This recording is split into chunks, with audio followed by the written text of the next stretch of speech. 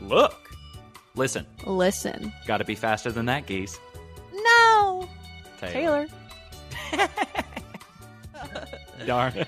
This is Look, Listen with Geese Guyera and Taylor. Episode 67. Welcome, everybody. Clambos, I'm sure you hear the sirens.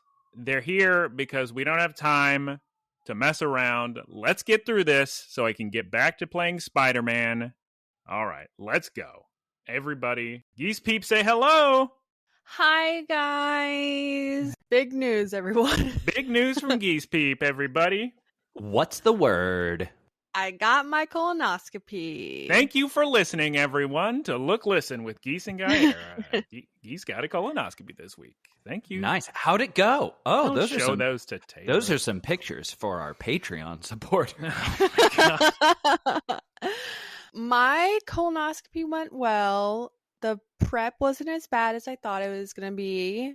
I was on the toilet nonstop for 7 hours the night before. And the actual procedure was fine. By that point, I was just so glad that I got to the center without pooping myself on the way there, that once I got there, I was like, let's go. But anyway, I get there. They bring me back. They're wheeling me to the room. I asked them, hey, like, are you going to do the colonoscopy and the endoscopy at the same time? Hey, are you guys going to do a colonoscopy? And my doctor was like, no, but we'll be nice, and just for you, we'll use different cameras. What? And then I laughed. And then the anesthesiologist put the medicine in my IV, and the last thing I remember is saying, whoa, and then I woke up. Nice. Good work, Geese Peep. Clambos, every week we talk about what we've watched, played, and listened to. We rarely talk about what we listen to. Every week we talk about what we watched, played, and ate. This week, I watched the Martin Scorsese film, Killers of the Flower Moon. And I'll tell you right now, I hope you've used the restroom beforehand because it's like 4 hours long. They get longer and longer each time he makes a movie. And that one, I believe, just went straight to Netflix where you could pause and use the bathroom. Yeah, because he had those real funny comments where he was saying, please don't watch this on a phone. Yeah. Him and David Lynch aren't a fan of that. Every time a new Martin Scorsese movie comes out, my grandma always asks me if I want to go watch it with her. And the answer is always no, because I don't like any of his films.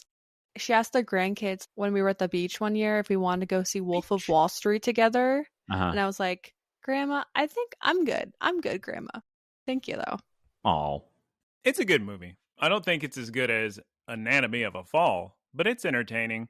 I just don't understand how, because I made sure to not drink anything, just the smallest of tiny sips of water. I had all these salty donuts beforehand, and I made sure to pee a bunch before the movie, and yet still, when that movie ended, I peed out so much. Where's the water coming from? Where is this phantom water? You can't do anything when the movie's that long. You can't do anything, Clambos. There's no way. I'm so shocked that they don't have an intermission. I was going to say intervention. There was a time in my life, and I'm actually curious to see what you two think about this, where with both video games and movies, I would be so excited when I saw they were longer than normal. I guess so. But when I was a kid, that was never an issue. I would be, maybe because I was eating more food. As a kid, I would have a full drink and just watch a film in a movie theater. I can't even begin to fathom that these days. Every time I see a movie in a movie theater, it is a process of preparation. I need to dehydrate myself beforehand, make sure to drink as small an amount of water as possible. Get some donuts. I need to eat as much salty food as possible. So probably, if I don't think I had enough, get salty popcorn once I get there, just to prevent myself from peeing. It's sort of annoying. I wouldn't look up like cast of Killers of the Flower Moon because I find there's some cameos I enjoyed, and I know some people have spoiled cameos on themselves, whether intentionally or not. I think you're better off going, oh, if you just watch the movie.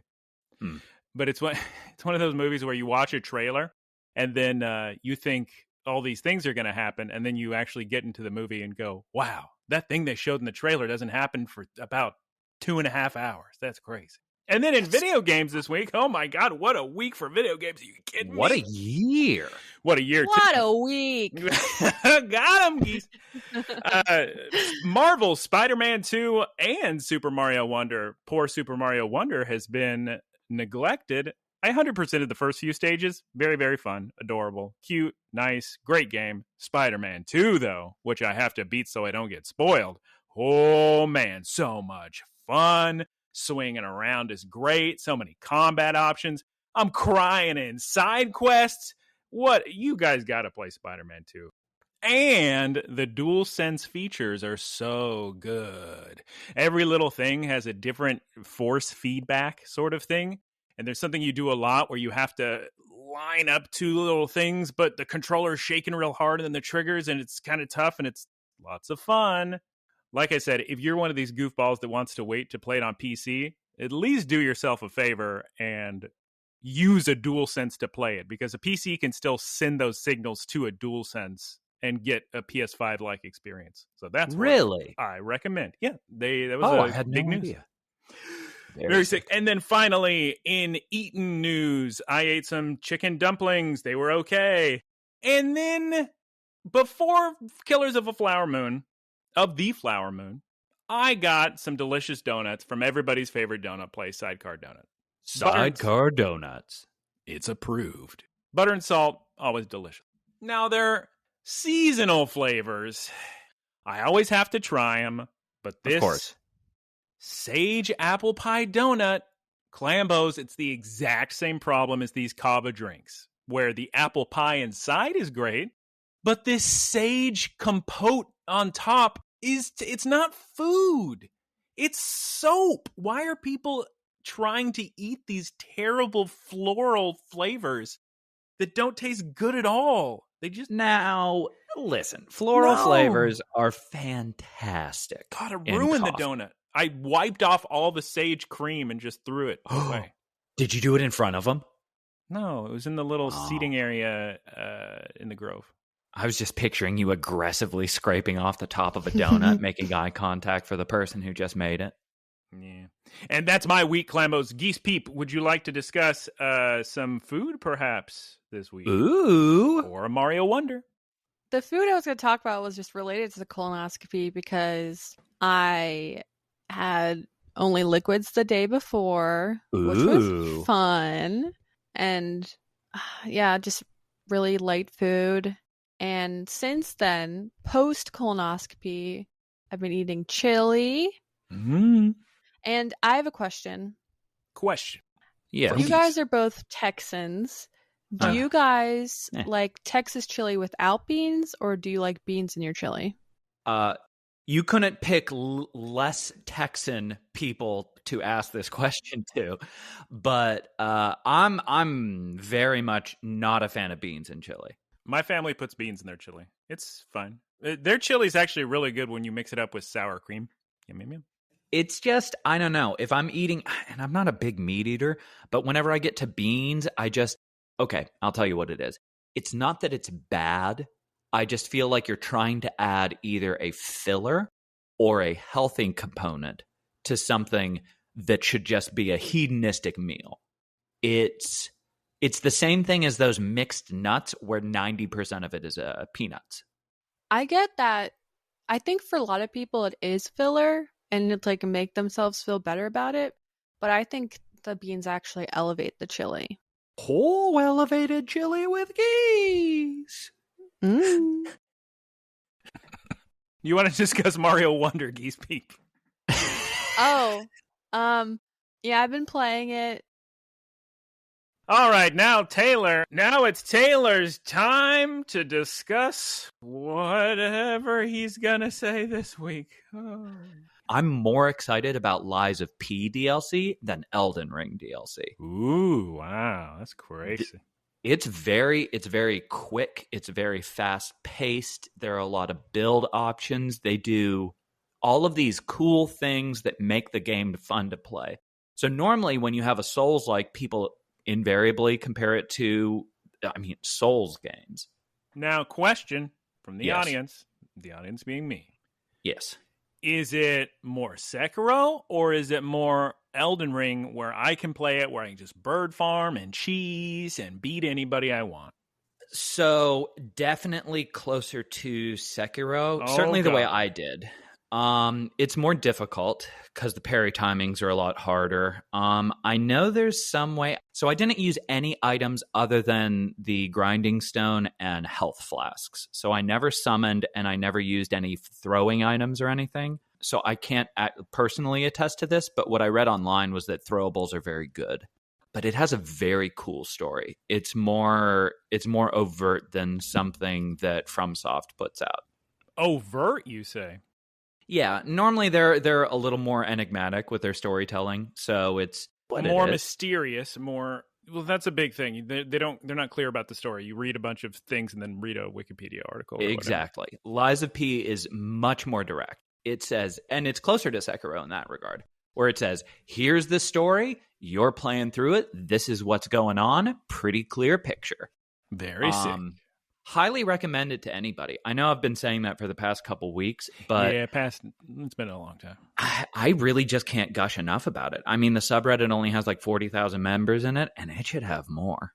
I almost started playing it again from a fresh save after getting the platinum. Jeez, and I'll definitely, I'll do that when the DLC comes out. You're absolutely insane. It's Is very, there anything else to discuss before we move on to Poké News? Poké News of the yes. Poké News. All right, Taylor, let's move on to your next thing. Yeah. Get us real quick. Yeah. Because Spider-Man 2 came out, I started playing Miles Morales, as I am one iteration of the game behind, and that game is fine. It's good and quick. I watched I think it came out in the 70s, The Crazies. Wait, is that a horror movie? Yes, it's a George A. Romero movie. It's an interesting movie. The editing is so aggressive, and it really feels like you're suffocating the entire movie. Oh my God. In the remake, not as anti-government as George A. Romero. I don't know if anybody's... Geese did a small smile for those listeners at home. A small knowing smile with a nod. He, in Night of the Living Dead, which to my knowledge is one of the first zombie films, he took a very, I'll say, hard political stance, which I really, really liked. And just because it's very interesting. And he did the exact same thing in The Crazies. The remake did not. And in eating, I had Freebirds for every single meal for 5 straight days. Oh my God. Taylor loves doing that, by the way. I remember one time he was visiting Texas and he sent the group chat just a new Freebirds creation every hour on the hour for a week. What's Freebirds? It's like Chipotle, but it's in Texas mainly. They were better, Geese, because they had free queso. They were way less healthy than Chipotle. Yes. Their big deal was order a super monster, and it was a giant, enormous burrito with a bunch of tortillas. They had to bring out big brute villains from the back to fold, and they had spicy tortillas. So good. They went down in quality is the problem, and they charge for queso now like a bunch of buffoons. Yep. Every burrito is at least $15 now. Oh my God! Speaking of that, I'm so sorry, Clambos. This is real quick. I already told Geese. McDonald's dongles, $4 for a McDouble. I'm done. What? I'm donezo. What? Out of here. Bags. We're going to Japan. No. With a $4 McDouble. That's completely ridiculous. I'm aware. I don't understand. Go on. I don't. We can't. That's not for 2 McDoubles? We can't think about it. There's not like a dollar menu thing? The lowest price on the dollar menu is about $2.69. It's a side of apple slices. Yeah. It's insane. All right, Taylor, what else you got before Pokémon this week? That's all I got. Taylor, did you get Strangers of Paradise Final Fantasy Origins for $5 at GameStop? Ooh, I did not. You should have, because it's online co-op. We can play. Oh, sick. I know. Yeah, I'd do that. If they ever send me my second copy, you can use that one. But oh, sick. They may have run out at $5. What a steal. Yeah. I still need to go to GameStop for my $5 discount. You should. You better hurry. It's once a month. All right, let's move on to Poke News. Poke of the Week. Glambos, it's time. You better hurry up. If you haven't bought the DLC for Scarlet and Violet, you must buy it now because the Hisuian's Aurora arc is about to expire on October 31st, 2023. So rush out and get it if you haven't. Also, we got a new Community Day announcement. Lil Whooper, Lil Whoops, Lil Paldean Whoops as well. They're both going to be shiny and running around your neighborhood on November 5th, 2023 from 2 p.m. to 5 p.m. local time. Make sure to get at least 4 of them so you get shiny Whooper, shiny Quagsire, shiny Paldean Whooper, and shiny Clodsire. So run off and do that. Get prepared. And now it's time to move on to the Pokemon episode of the week. Geese Peep, will you please tell us the name of this week's episode in English? Episode 24 of Liko and Roy's Big Adventure in It's Time for... Oh, hey, before you say it, big news. I should have added a Poke News of the Week. I believe they announced our next season of the Scarlet and Violet anime. That's true. Geese is losing her mind.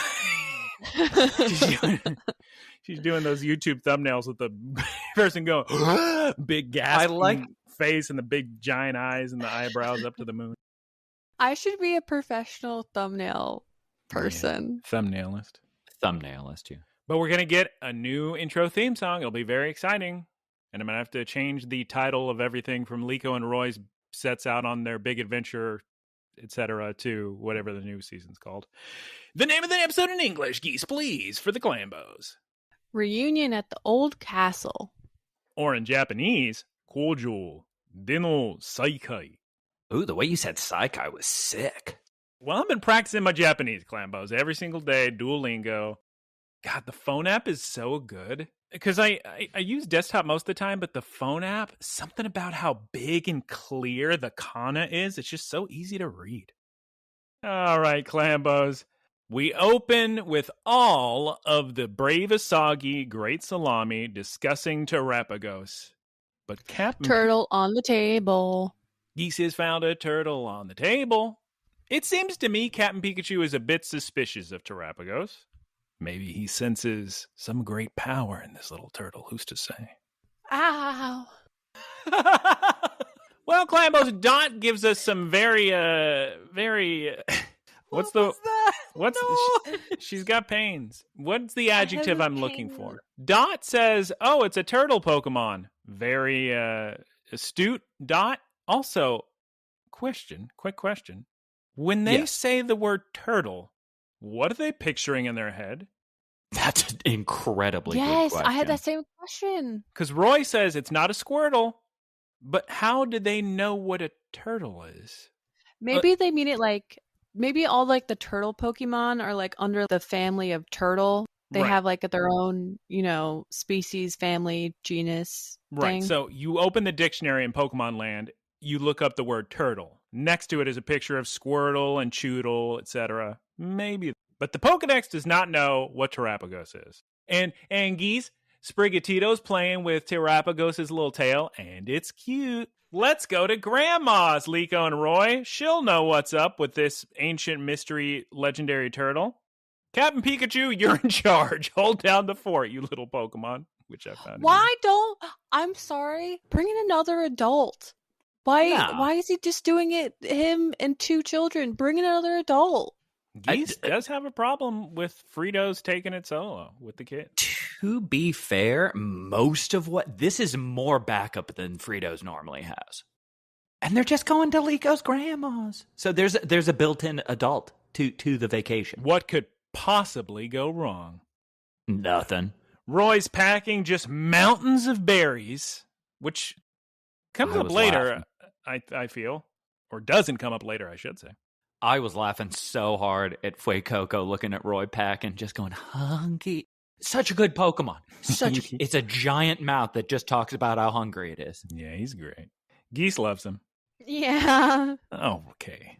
I think about it at least once an episode. I think it might be my favorite animated and iteration of a Pokemon. Wow. That's impressive. Yeah. Hatena and Terapagos are so cute, and Liko's little backpack geese got to be the most adorable little of It's pokes. pretty cute. And Sprigatito's making biscuits. But Geese, Sprigatito, she's so sad. She's jealous. Oh no, not again. I thought we were over this whole jealousy problem way back at Liko's dad's house. I thought she got over that. Guess not, says Geese in her shaking her head back and forth in a no-like fashion. Well, time to set off.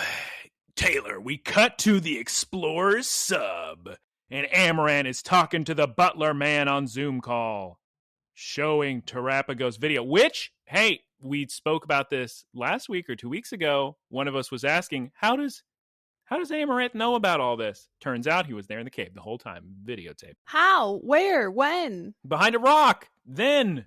At the time. He had his cloaking device on. My mind always wonders when I see any Team Evil in a submarine, because the amount of extra work you have to do to put yourself underwater and the amount of supplies you need. They're trying to fly under the radar.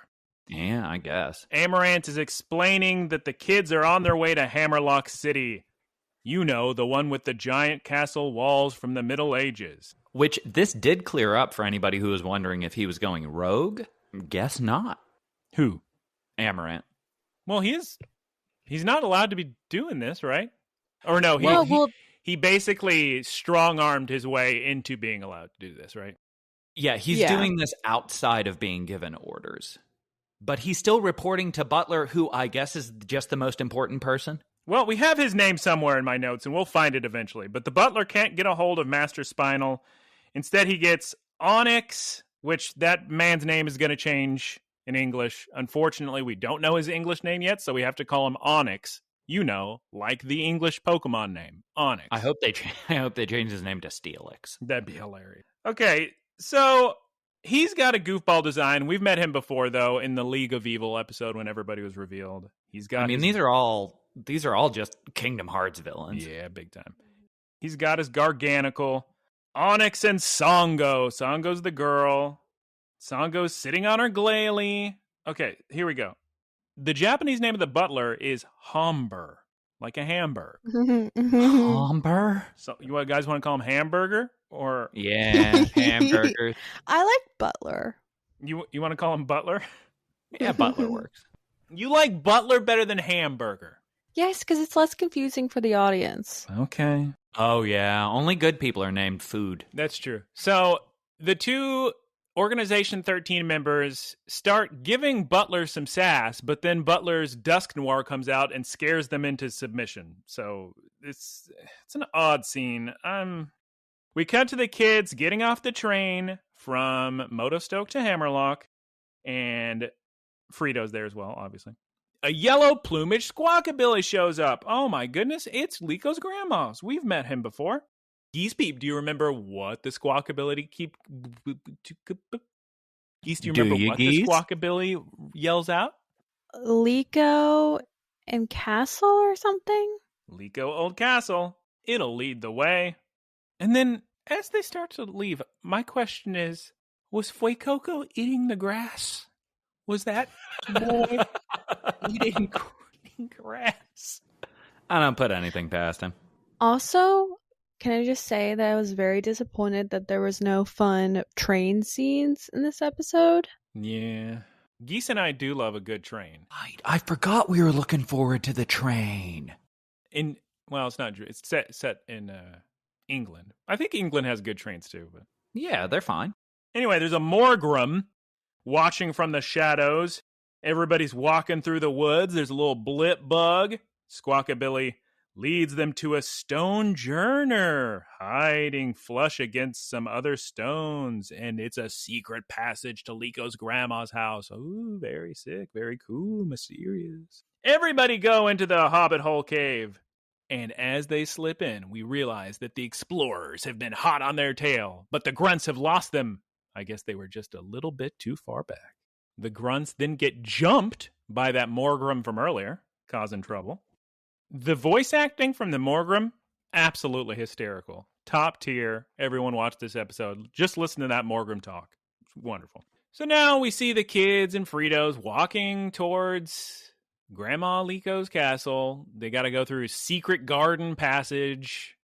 And we learn a little bit of information on this walk. Turns out Liko hasn't seen her grandma for over a year. They're walking down a beautiful path. They're going to go get to the Indiana Jones, Nathan Drake grandma. We cut to Amaranth flying on his Corviknight to meet the grunts. We're going to split up and look for clues to find those twerps. Hey, we made it to Grandma's house. And I think Fuecoco is hungies. But Geese, Sprigatito, she's so nervous. What's she nervous about? She's mean to Grandma. Getting strong Zoldyck families. It's Zoldyck or Zolditch from Hunter x Hunter here. You and Hunter x Hunter. Hey, Clambos, I learned recently and told Taylor I had no idea that Hunter x Hunter was from 1998.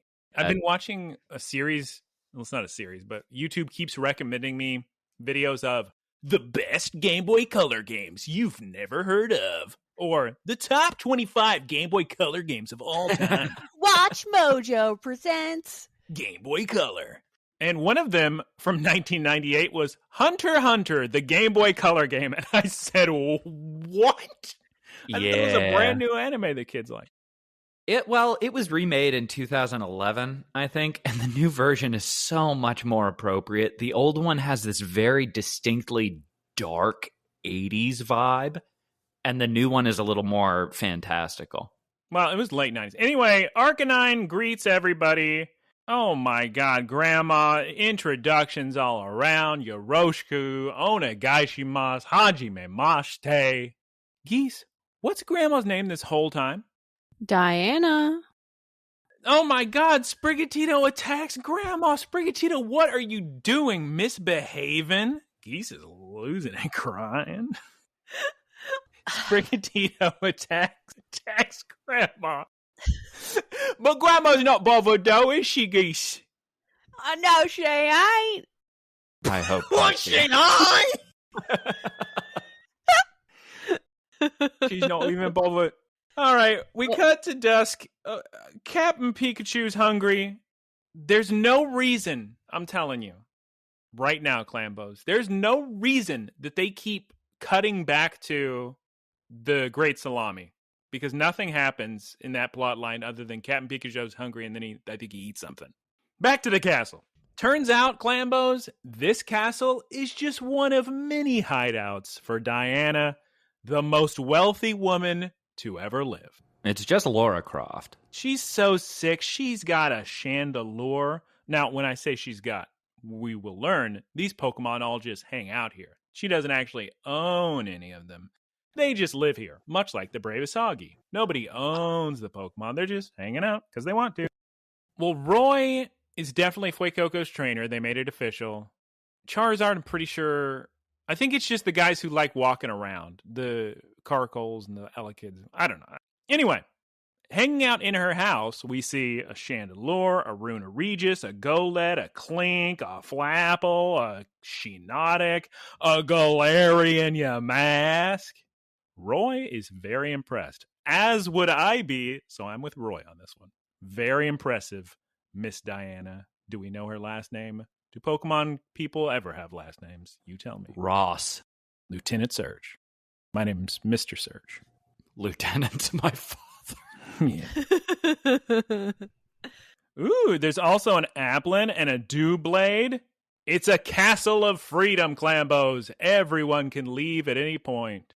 So there are still rich people in Pokemon, even though there's no jobs? Like, everybody has jobs. What are you talking about? There's bakers, there's Pokemon Center workers, there's Silphco employees, there's evil evil gang leaders and grunts and gym leaders and Pokemon stadium staff. And there's the professors, there's librarians. We could go on. I mean, there's jobs everywhere. Clambos, listen to me. This little baby Yamask has the cutest smile you have ever seen in your life. Just an infant baby child, Galarian Yamask. Oh my god. We also see a Durant walking outside, so that's cool. Duran. Got him. Taylor played a Durant deck at a Pokemon League. Or, a Pokemon tournament. Geese, it's so cute. We got Sprigatito warming up by the fire. Very cute. Diana has such a sick painting of Arcanine on her wall. The Arcanine's by a cliff in front of a full moon. Geese, peep. The time has arrived. What are we going to show to Grandma? The turtle. And Geese. She even knows the turtle's name. What is it? Terapagos. So close. All right.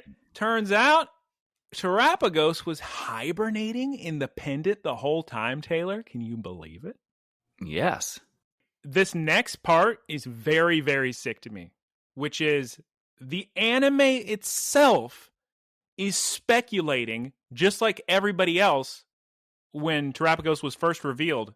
The kids literally say, oh, is it a pre-evolved form of the Terapagos we've seen pictures of? And I thought, oh my God, that's so sick.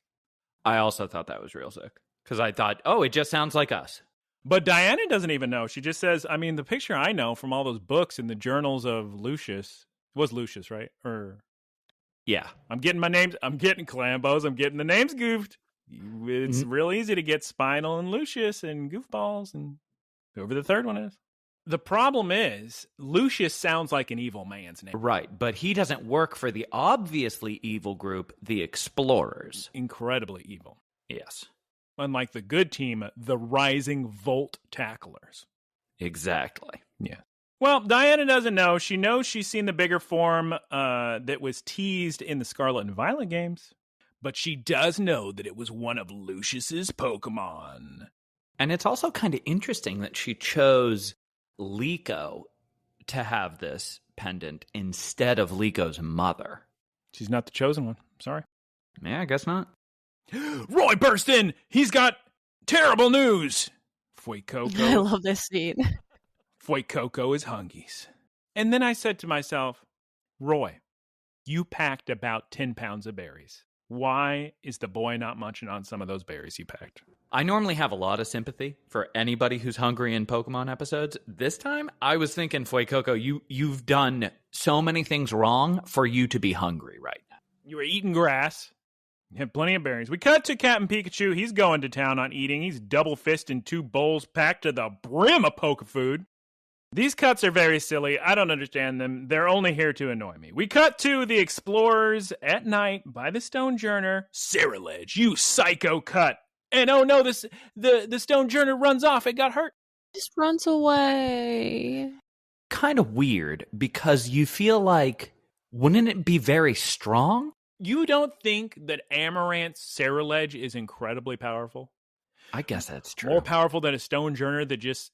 if you listen to this, you probably are familiar with Pokemon, but Stonejourner is a big old rock that looks like Stonehenge, and he just sits there all day to look like a rock to hide a secret entrance. I don't know if he's level 100, full EV, maxed out, max stats, perfect nature. I guess it's not really fighting anything, getting experience. No, he's just there for camouflage. And now the Explorers are sneaking into the mansion. And I thought Blipbug was funny, watching the Explorers. Maybe he'll come up later, who's to say? Now we cut to everybody just eating out of cans. Like me. Clambo's grandma is just like me because she says, why would I waste dishes? I can just eat out of the can and throw it away. Very smart one. Well, and that's how you get rich. That's how you afford a mansion. You don't blow your life savings on 2 McDoubles. Who wants to dirty up plates? They do have some nice-looking tea after dinner, though. But Geese Peep, Arcanine, big boy Arcanine, looks up at the window, kind of suspiciously. Could he be sensing the Explorers on the way? He senses an intruder. And now we get a very sick scene, everyone. Grandma is going to tell us all about her adventures. We get a flashback to little kid Diana sneaking around the attic, finds a secret old pendant in an old suitcase, Lucius's journal. Are you kidding me? Oh, wow. Is that the vibe?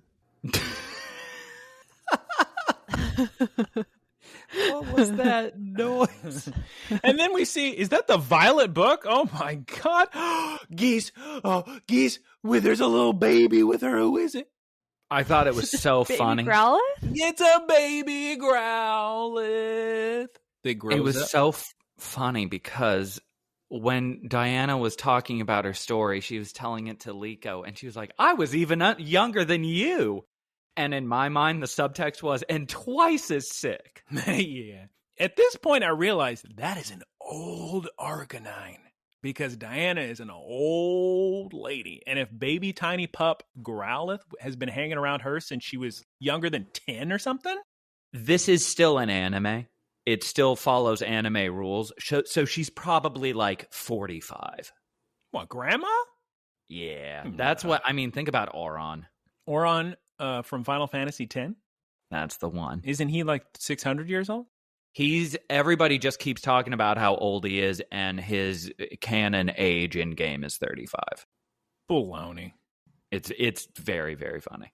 Trainer Diana sets off in the flashback. Clambos! She gave up on finding Lucius 30 years ago. And now we get some very interesting developments, Clambos. Something that I found very, very interesting was her perspective on everything, where she was saying, I gave up on my goal, but I realized my adventures along the way were real sick. And you don't get perspective like that very much in anime. It's the friends you made along the way. Exactly. Geese Peep, what interesting development do we learn in this flashback? Who used to be Diana's friend? Butler. Oh my God, Butler Hamburger. And I can't wait for you to explain the following interaction and relationships because I'm very confused about those two. All I have is that apparently there was a betrayal because at one point they were friends, but maybe he was a fake friend the whole time and it was all a ruse because he was trying to get her pendant with all his secret evil men associates from the Explorers. And then a very amusing scene. Diana says she likes Frito's face. A certified Geese Peep moment. Also, you can't smile like that. Also, Roy shows his ancient Pokeball. And now, in this episode, Clambos, listen to me. In this episode of constant answers for us, first they answer Geese Peep's question about how does Amaranth know anything. Now they're going to answer my question of what is Magical Fog World? And Liko says, maybe it's just Terapagos' memories. And we get my second question answered, which is, hey, Grandma, have you ever heard of Rakua? And at that point, Terapagos screams. Oh my God, it was the paradise that Lucius sought. It was not Shiny Rayquaza, Clambo. Terapagos starts running towards the door. But who stops him? It's Hatena. Grandma says, well, kids, why don't I go grab Lucius's memoirs for all of you, and you can look at them. And everybody says, man, Grandma, that sounds super sick. Oh my God, it's the intruders. Amaranth is here. Go Charizard. Go Ceruledge. Go Golduck. Go Rhydon. Fuecoco's still hungry. What are we going to do?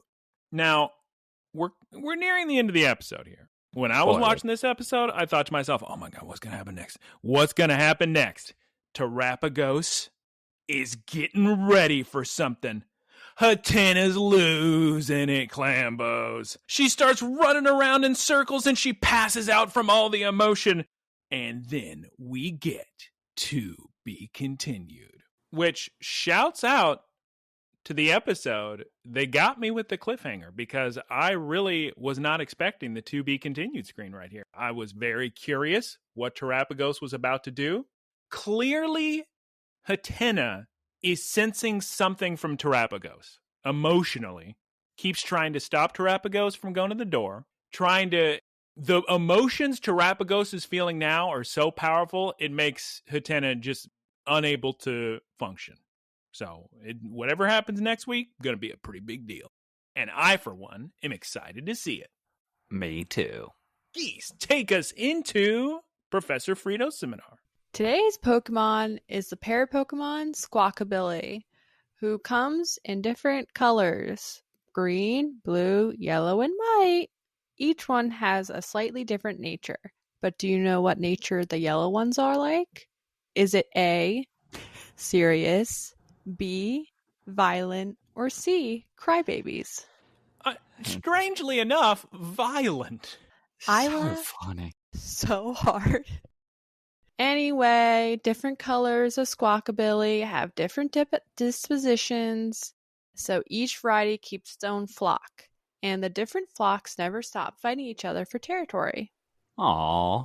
We get a funny image of Captain Pikachu nose to beak with a yellow plumed Squawkabilly, while the rest of the Squawkabilly's flock egg them on. And now it's time to discuss the episode. This was a banger. This was so much fun. They had sick flashbacks. We got answers to questions. They referenced fan speculation, which was sick. All in all, a very good episode. And makes me excited to watch the next one. What more could you ask for? I was very excited about this episode. Just so much plot. I really liked Morgrim being ignored by the explorers because it very much represented this show for me, where the writers were like, okay, we've been getting distracted by pastry duels long enough. We're getting to the plot. Geese Peep, how did you feel about the episode? I don't know. I think it was good. I just hope that there's like that grandma doesn't get kidnapped or anything, because I wanted more grandma content, more backstory, you know? I wanted more like questions with answers from her, you know? You wanted more questions. Like from Liko and the team, and like answers, you know? I feel like grandma getting kidnapped would be the best case scenario, because worst case, they just run off and they're like, okay, grandma, we're going to leave you here. And she's like, no, go after them. And they chase the explorers and there's just no more grandma. They kidnap grandma. Grandma gets to see Butler. Just a bunch of plot exposition dumps. Since we're going into a new season, maybe the focus will no longer be on Liko and Roy. Could be. Maybe it'll turn into a big grandma show, Geese. Could you imagine? Grandma Oh, that would character? be great. I can't. What if it was a flashback season all about young grandmas? Oh, just being so much sicker than Liko. But then the fan base would turn against Liko because Liko's fine for all the Liko supporters out there. But she's no Diana. Here's the thing. Did I make it clear earlier that Diana, once she saw the ancient Pokeball from Roy, that's when she said, oh, it must have been Lucius's Pokemon? That's why? That's Sure. probably the case. Yeah. The problem is, I was so excited about this anime giving me information that the games have yet to deliver. But we're going to have the second DLC come out before the end of the year. And I don't know if they'll be able to keep that up of just introducing more new stuff. Wait a minute. Maybe they are. Here's a big spoiler leak. Sort of. It's been leaked that perhaps DLC 2 will have continued support with events. Oh my god. Whoa. Oh my god. For the Clambos at home who haven't even finished the second gym in their copy of Violet that they got a month ago, what would that mean, having events continued? Who's to say? A brand new way of doing pokes. We'll have to see soon. Oh, sick. Yeah, who's to say? Who's to say? But yeah, like I said in Poke News of the Week, you better buy that DLC quick so you still get your Hisuian Zoroark. Clambos, I love the episode. If you were to rate it, probably maybe like an 8.75 out of 10, or maybe a 9.1, 8.9 out of 10. Let's go, 8.9 out of 10. Taylor's review of the week for the episode. I was going to say 8.5. 8.5 out of 10. Geese, let's hear your review. Score out of 10. 7 out of 10. Wow. Let's just move on to the wrap-up. Number one hater. over here. Whoa. Chief hater. Down in the dumps. Make a Jeez. news story about that. And then she didn't like anything. See the wrap-up. Thank you all for listening. You can follow us on social media at Look, Listen, Cast on Twitter, Instagram, and YouTube. Thank you to Keith for our artwork. You can find him on twitch.tv/KeithSquared. Shouts out Professor Ticklebits for the website and The boilerplate. You can see him on twitch.tv/prof_ticklebits. Thank you to our supporters. You can support us monthly by going to looklistencast.com and clicking the link for Spotify for podcasters. That's probably right. May say anchor.fm, but it's Spotify for podcasters. Clambos, please recommend this podcast to your elderly and young family members because there are 0 swear words. Anyone around Diana's age. And then also, please email looklistencast@gmail.com and ask us a question. It actually does not have to be about Pokemon, contrary to popular belief. This week's question comes from Portable Jeff. He asks, does the existence of a luxury ball mean that there's a level of comfort the rest of the Pokeballs lack? And if that's the case, what would be the worst ball to be trapped in? I always assumed, expert Pokemonist over here, I always assumed that the luxury ball was specifically for people who were going to enter their Pokemon into, like, Pokemon shows. Oh, like the contest, yeah. Mm-hmm. Ooh. There is lore that the inside of that one is supposed to look all fancy, like rich stuff inside. Huh. But that may be more anime, weird lore. I catch my pokes, I mean, most of them, like any normal person, I catch them with a quick ball. If a quick ball doesn't work, then you get their health down, you paralyze them, or you put them to sleep. And then you use like a dusk ball or an ultra ball or a repeat ball if you already have the species, because those are the highest catch rates. Nice premier ball. Now, well, that's what I'm about to get to.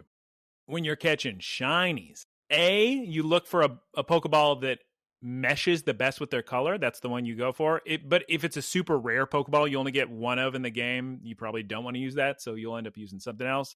And like Taylor said, a Premier Ball, always classy, always a great choice. I catch legendaries in Premier Balls a lot of time. It looks sick, and it kind of shows like, look, I really had to try to catch this, because a Premier Ball has the same catch rate as a regular Pokeball, so you're going to have to really try it. That's what I got my Palkia in. That's smart. I don't think the game lore is super big on the Pokeballs actually being that different inside. I wonder if it's more that they're in a suspended state of animation when they're digital in that Pokeball, actually. That's what I kind of thought, especially with, well, I guess Arboliva and Moltres were outside of their Pokeballs. But I'm just thinking of situations where a Pokemon would be in a box for like a year at a time. That would be very unpleasant if it was aware of what was going on. So the answer to the question is it completely depends on which canon you're basing it off of. I know there's canon that does say it's fancy in there, and I think some of the older anime is like that, but I think the canon I believe in, my Poke head canon, is they're not really doing much in there. But I guess then you could say, well, then what, do they never age if they just sit in their Pokeball? The real answer to the question is, I don't know. I think it smells better in luxury balls. They probably put some perfume in there. There you go. Yeah. That's very good. Thank you for your question, Portable Jeff, a.k.a. Beef. Please, everyone else, send those emails to looklistencast@gmail.com. And now it's time to say goodbye, everyone. I've got to rush off and watch 2 horror films, which I don't know the names of, but apparently they're foreign films and horror classics, perhaps. So is it that Italian one? Yeah, it's probably Italian. What's the name of the Italian one, Geese? I'll tell you if it is. Not Suspiria, but the other Italian one. Ooh, not Suspiria, but the other one. No. Should I tell you the names of the films, or should I tell you next week after I see them? Oh, I'm so curious. The 2 films. Is it part of like an AMC thing? No, it's New Beverly. Oh, sick. The films are The Gates of Hell and House by the Cemetery. Huh. I love how generically horror those sound, but the thing is, if they're super old and foreign, then honestly, anybody doing it now would be the generic one copying off of them. So it would be very... The one thing about old horror movies, if they're doing anything related to social commentary, you know it's going to be off the rails. Ooh. And I got to rush over there And I got to get my steps in for the day because I've been playing too much Spider-Man. Well, actually, I've been playing not nearly enough Spider-Man. Oh my God, I got to beat Spider-Man, Clambos. It's so good. Go play it. And I hear Mario Wonder's real good too, which it was a little bit of play. Okay, but Geese, you're going to have to say goodbye 3 times. Goodbye. Goodbye. Goodbye. Goodbye. Goodbye. Bye-bye.